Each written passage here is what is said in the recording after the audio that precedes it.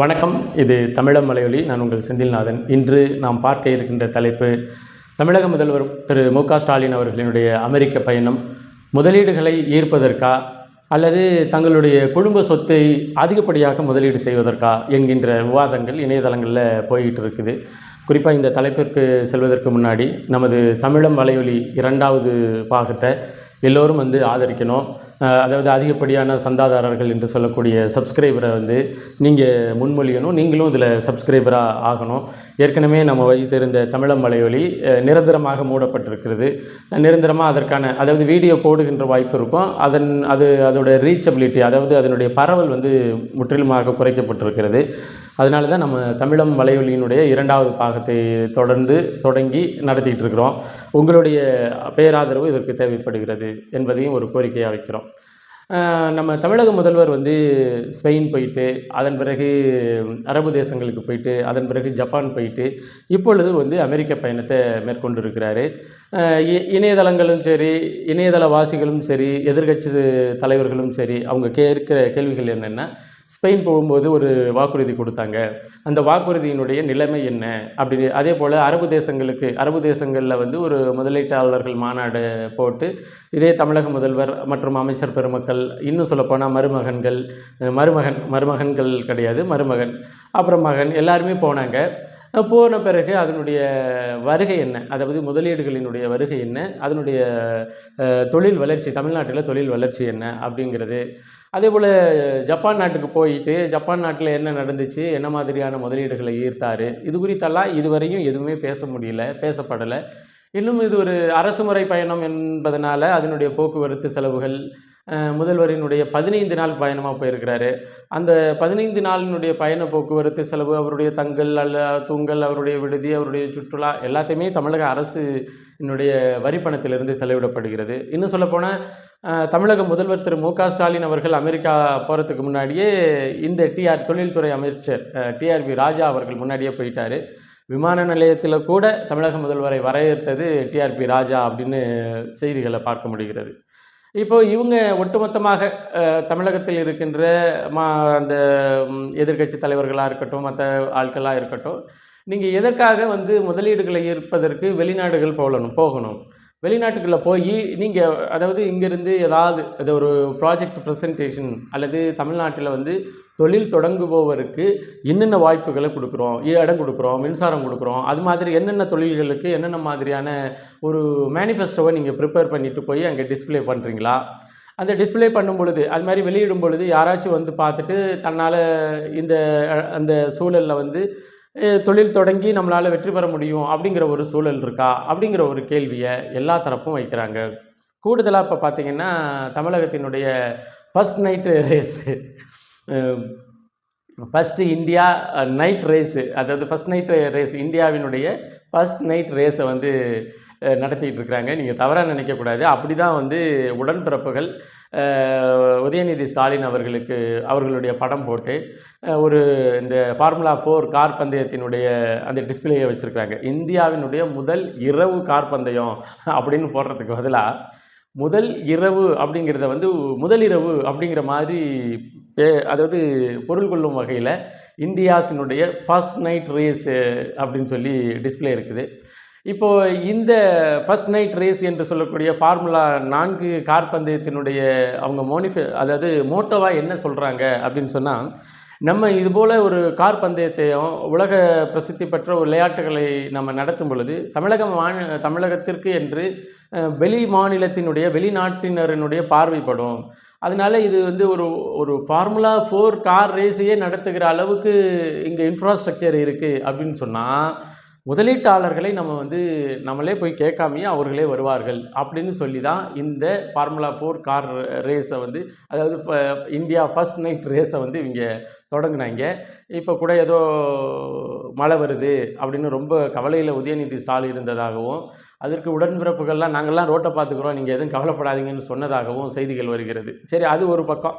இப்போ இதிலிருந்து நம்ம எடுத்துக்கொள்ள வேண்டிய செய்தி என்னென்னா, ஃபார்முலா 4 ரேஸ் நடத்துகிற அளவுக்கு இன்ஃப்ராஸ்ட்ரக்சர் இருக்கிற இந்தியாவினுடைய ஒரு மாநிலமாக இருக்கின்ற தமிழ்நாட்டில் நம்ம போய் உலக அரங்கில் கூப்பிடாமலே நிறைய பேர் வந்து முதலீடுகளை செய்வார்கள் அப்படிங்கிறது தான் ஃபார்முலா 4 ரேஸினுடைய மோட்டோவாக இவங்க டிஸ்ப்ளே பண்ணது. சரி, ஒரு பக்கம் இது போல் டிஸ்ப்ளே பண்ணிவிட்டு ஃபார்முலா 4 கார் ரேஸை நடத்திக்கிட்டு இருக்கும் பொழுது, இன்னொரு பக்கம் 7 கடல் தாண்டி 7 மலை தாண்டிங்கிறது மாதிரி தமிழக முதல்வர் திரு மு.க. ஸ்டாலின் அவர்கள் அமெரிக்க பயணம் எதற்கு அப்படிங்கிற ஒரு கேள்வி இருக்குது. இப்போ 50,000 கோடிங்கிறாங்க, 52,000 கோடிங்கிறாங்க. அதே போல் வந்து சிலிக்கான் ஃபேக்ட்ரி, அதாவது சிப்ஸ் தயாரிக்க, சிப்ஸ்னால் நீங்கள் எந்த சிப் இல்லை, இந்த நம்ம இந்த மோடி வந்து பணத்துக்குள்ளெல்லாம் வச்சார் இல்லையா, அது மாதிரியான சிப் தயாரிக்கிற ஃபேக்ட்ரி இதெல்லாம் கொண்டுட்டு வந்து தமிழ்நாட்டில் நம்ம தொடங்கணும் அப்படிங்கிற பீலாவெல்லாம் விட்டுட்டு போயிருக்கிறாங்க. வெள்ளை அறிக்கை வெளியே வருமா அப்படிங்கிற கேள்விக்கு, வெள்ளை அறிக்கை வந்து வரலாம், வராமையும் இருக்கலாம் அப்படின்னு சொல்லி தமிழக முதல்வராக இருக்கின்ற மு.க. ஸ்டாலின் அவர்கள் தன்னுடைய அமெரிக்க பயணத்தின் முன்னதாக சொல்லியிருக்கிறாரு. அதே போல் தமிழக அமைச்சரவையில் மாற்றம் வருமா அப்படின்னு கேட்டதுக்கு, மாற்றம் ஒன்றே மாறாதது. அதாவது போன வாட்டி வந்து உதயநிதி ஸ்டாலினுடைய துணை முதல்வர் பதவி கேட்கும் பொழுது கோரிக்கை வலுத்திருக்கு, இன்னும் பழுக்கலை அப்படின்னு சொன்னவர் இந்த 1.5 மாத காலத்துக்குள்ளே பழுத்துருச்சுன்னு நினைக்கிறேன். அதனால மாற்றம் ஒன்றே மாறாததுன்னு போயிருக்கிறார். இப்போ அங்கே யார் யாரை சந்திக்கிறாரு, என்ன மாதிரியான முதலீடுகள் ஈர்க்கப்படுகிறது அப்படிங்கிற ஒரு கேள்வி இருக்குது. தமிழகத்தினுடைய தொழில்துறை அமைச்சராக இருக்கின்ற டிஆர்பி ராஜா போயிருக்கிறாரு. ஆனால் அமெரிக்காவிலேயே பொருளாதாரம் படித்து ஒரு பெரிய அளவில் இருக்கின்ற நம்ம ஆளு பிடிஆர் அவர்கள் போயிருக்காரா என்னன்னு தெரியல. ஏன்னா இவருக்குன்னா கொஞ்சம் கூடுதலாக தெரியும், அமெரிக்கர்களுடைய சூழல் தெரியும், இதெல்லாம் தெரியும். இப்போ இதெல்லாம் தெரிஞ்சுக்கிட்டு இருக்கிற இதே நேரத்தில் தமிழக முதல்வர் சந்தித்த மிக முக்கியமான நபர்கள் குறித்தும் நம்ம பேசியாகணும். மிக முக்கியமான நபர்கள் குறித்து நம்ம பேசும் பொழுதே ஒருவேளை முதலீடு இப்படியா இருக்குமோ அப்படிங்கிற ஒரு சூழலும் நம்மளுக்கு தெரிய வந்துடும்.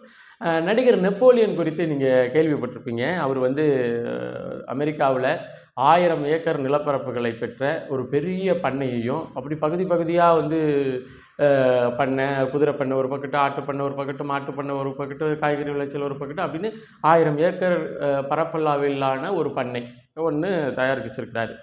எனக்கு தெரிஞ்சு இங்கேருந்து ஒருத்தர் போய் அவர் நடித்ததெல்லாம் பெரிய படங்கள்லாம் இல்லை, நிறைய, அதாவது கோடிக்கணக்கில் சம்பளம் வாங்குகிற படங்கள் எல்லாம் நெப்போலியன் நடித்ததாக எனக்கு தெரியல. அப்படி இருக்கும் பொழுது ஒரு தனி மனிதனால் அமெரிக்கா பரப்பில் 1000 ஏக்கரை வாங்கி முதலீடு செய்ய முடியுமா அப்படிங்கிற ஒரு கேள்வி இருந்துச்சுன்னா, அப்போ தான் கலைஞர் கருணாநிதி அவர்களினுடைய குடும்ப முதலீடு அமெரிக்கா வரை சென்று இருக்குது அப்படிங்கிறத நம்ம புரிஞ்சுருக்கணும். இப்போ பார்த்தீங்கன்னா அவர் சந்தித்தது முக்கியமான ஆட்களில் முதன்மையான ஆள் வந்து நடிகர் நெப்போலியன். அதே போல் ஃபெட்னா பிரசிடென்ட் கால்டுவெல் வேல் நம்பி அவர்களை சந்திச்சிருக்கிறாரு. அவர் உங்களுக்கு தெரியும், அவர் பெரிய பிஸ்னஸ் மேனு, ஐடி நிறுவனம் இதெல்லாம் வச்சு நடத்திக்கிட்டு இருக்கிறாரு. அதற்கான முதலீடுகள் என்ன அப்படிங்கிறது உங்களுக்கு தெரியும். அதுபோல் புலம்பெயர்ந்த தமிழர்களை சந்தித்து உரையாடுகிறார் அப்படின்னு நம்ம பார்த்துருக்குறோம். கேள்வியான செய்திகள் வந்து கொண்டு இருக்கின்றது. தமிழக முதல்வர் திரு மு.க. ஸ்டாலின் அவர்கள் புலம்பெயர்ந்த தமிழர்களை சந்தித்து உரையாடுவது புலம்பெயர்ந்து வாழுகின்ற தமிழ் முதலாளிகளையா அல்லது போரினால் பாதிக்கப்பட்ட புலம்பெயர்ந்த தமிழர்களையா அப்படிங்கிற ஒரு கேள்வி இருக்குது. இவங்க வேற அவங்க வேற, அதாவது ஒரே உணர்வுகள் இருந்தாலும் இவங்க வேற அவங்க வேறங்கிற ஒரு சோசியல் ஸ்டேட்டஸ் வந்து அங்கே இருக்குது. அதெல்லாம் நம்ம இல்லைன்னெல்லாம் நம்ம மறுக்க முடியாது. இங்கேருந்து விமானத்தில் பறந்து போய் கல்யாணம் பண்ணுறாங்க, அதே போல் மலையின் உச்சியில் போய் நின்று கல்யாணம் பண்ணுறாங்க. அது மாதிரியான ஆடம்பர வாழ்க்கையிலையும் அங்கே ஒரு சிலர் இருக்கிறாங்கன்னு வச்சுக்கோங்களேன். அவர்களை சந்தித்து என்ன செய்ய போகிறாரு தமிழக முதல்வர் அப்படின்னு ஒரு கேள்வி இருக்குது. கூடுதலாக வந்து நெப்போலியன் மாதிரியான ஆள்கள் ஏற்கனவே திராவிட முன்னேற்ற கழகத்தினுடைய முதலீடுகளை ஒரு சொத்து வாரியாக, அதாவது கணக்கு காட்டக்கூடிய சொத்தாக மாற்றிக்கொண்டிருக்கின்ற, அப்படி தான் நம்ம சொல்லணும். இவர்களுக்கு கண்ணுக்கு தெரியாத ஒரு இன்வெஸ்ட்மெண்ட்டு, அதாவது வெளியில் தெரியாத இன்வெஸ்ட்மெண்ட்டு நிறைய திராவிட முன்னேற்ற கழகத்திற்கு அமெரிக்கா நிலத்தில் இருக்குது, ஐரோப்பிய நிலத்தில் இருக்குது, அரபு தேசத்தில் ஏற்கனவே இருந்தது. அவரை வந்து அதை இன்னும் விரிவுபடுத்தினாங்க. இப்போது தமிழக முதல்வர் செல்கின்ற இடங்கள் எல்லாம் இவர்களுக்குன்னு குடும்ப வியாபாரத்தை வந்து அதிகப்படுத்திக்கிட்டு இருக்கிறாங்க. குடும்பத்தினுடைய வியாபாரம், அதனுடைய பொருளாதாரம், அதனுடைய போக்குவரத்து, இவற்றை கவனிக்கிறதுக்கு தான் தமிழக முதல்வர் வந்து அங்கே சென்று இருக்கிறாரு. இதுதான் நிதர்சனமான உண்மை அப்படிங்கிறது வந்து இந்த செய்திகளை ரொம்ப குறிப்பாக ஆராய்ந்தால் நம்மளுக்கு தெரியும். நீங்கள் அதாவது தமிழக முதல்வரை அவருடைய இயலாமையை சொல்லி நம்ம பேசுகிறோம் அப்படின்னு நினைக்கக்கூடாது. அவருடைய இயங்கு நிலைங்கிறது வந்து ஒரு சிரமப்பட்டு நடக்கிறாரு, சிரமப்பட்டு போகிறாரு, சிரமப்பட்டு வருகிறார். அப்போது ஒரு கிட்டத்தட்ட 18 மணி நேரம் 20 மணி நேரம் பயண தூரம், அதாவது விமானத்திலேயே 18லிருந்து 20 மணி நேர பயண தூரத்தை அமெரிக்காவுக்கு போகிறாரு. இப்போ தொழில்துறையில தமிழகத்தில முதலீடுகளை ஈர்ப்பதற்கு எல்லா இடங்களிலும் தமிழக முதல்வரே போய் நேரடியா தான் பார்க்கணும் என்று எந்தவித புரோட்டோகாலும் கிடையாது. எந்தவித சட்டதிட்டங்களும் கிடையாது.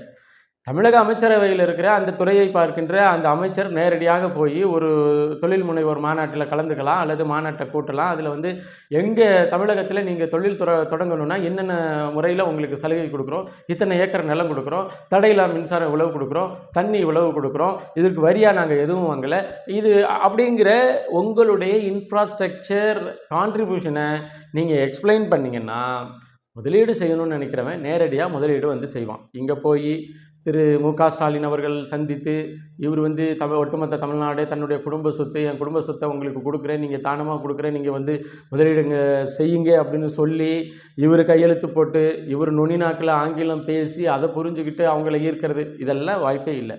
அப்போ இந்த உடல்நிலை வந்து உடலினுடைய இயங்கு நிலை போதுமான அளவு இல்லாதது கூட இந்த பயணத்தை மேற்கொள்வது இவர்களுடைய குடும்ப சாம்ராஜ்யத்தை விரிவுபடுத்துவதற்கு, இவர்களுடைய குடும்ப சொத்தினை விரிவுபடுத்துவதற்கு என்பதை தாண்டி வேறு எதுவுமே இல்லை. நீங்கள் கடந்த காலத்தில் நீங்கள் அரேபிய தேசத்தில் போய் செய்த முதலீடுகள், அதனுடைய ரிட்டர்ன் என்ன, அதற்கு என்ன இன்வெஸ்ட்மெண்ட் என்ன, அவங்க தமிழ்நாட்டிலே முதலீடுகளை இன்னும் செஞ்சுக்கிட்டு இருக்கிறாங்களா, வந்தவங்க இங்கேருந்து வந்துட்டு வேறு மாநிலத்துக்கு போனாங்களா அப்படிங்கிற கணக்கு வழக்கெல்லாம் இருக்குது. தமிழ்நாட்டில் ஏற்கனவே தொழில் தொடங்குவதற்காக வந்து புரிந்துணர்வு ஒப்பந்தத்தை போட்டவர்கள் பல கம்பெனிகள் இந்த திமுக லாவணி கச்சேரியில் தமிழ்நாட்டை காலி செய்துட்டு வேறு மாநிலத்தில் போய் தொழில் தொடங்குவதற்கு போயிருச்சு அப்படிங்கிற கசப்பான உண்மையையும் உடன்பிறப்புகள் தெரிந்து கொள்ள வேண்டும். அப்போ இந்த பயணம் முழுக்க முழுக்க தன்னுடைய குடும்ப பயணம், தன்னுடைய குடும்ப சொத்தினுடைய வியாபார நோக்கினுடைய பயணத்தை தவிர நேரடியாகவே தமிழக முதல்வர் சென்று அங்கே ஈர்த்து தொலைவதற்கு ஒரு வர்த்தகமும் இல்லை, ஒரு பிஸ்னஸும் இல்லை.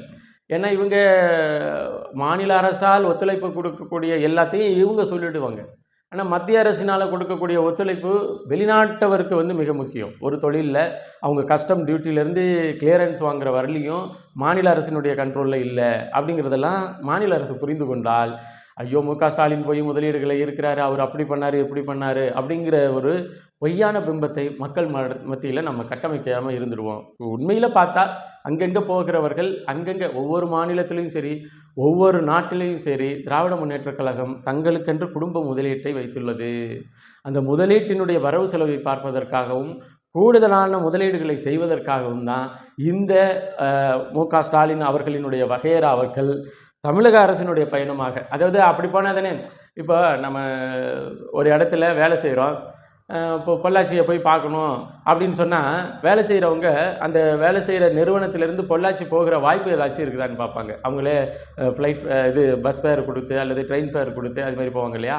அப்போ இங்கே சின்ன அளவில் இவங்க வாத்தியாருங்க அது மாதிரி ஆட்கள் செய்கிறத பெரிய அளவில் நாடு விட்டு நாடு போகிறதுக்கு அரசுமுறை பயணம், புரிந்துணர்வு ஒப்பந்தம், முதலீடுகளை ஈர்த்தல், இது போன்ற மலிவான யுக்திகளை பயன்படுத்துகிறது. இதை தாண்டி தமிழக முதல்வரினுடைய அமெரிக்க பயணத்தினால் தமிழக அரசிற்கு ஆக போகிறது ஒன்றும் இல்லை என்பதை பதிவு செய்து மீண்டும் ஒரு காணொளி பதிவில் இணைவோம். நன்றி, வணக்கம்.